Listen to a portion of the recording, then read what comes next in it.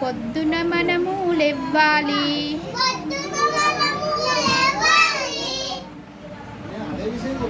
పండ్లను బాగా తోమాలి,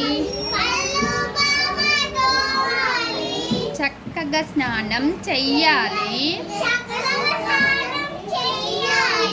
ఉతికిన బట్టలు కట్టాలి, తలను నున్నగా దువ్వాలి, చక్కగా అన్నం తినాలి,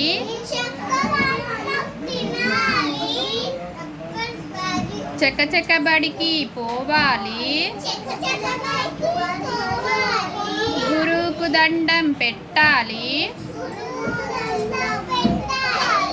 ఆడుతూ పాడుతూ నేర్వాలి, అమ్మా నాన్న మెచ్చాలి, అందరూ బెస్సని పొగడాలి.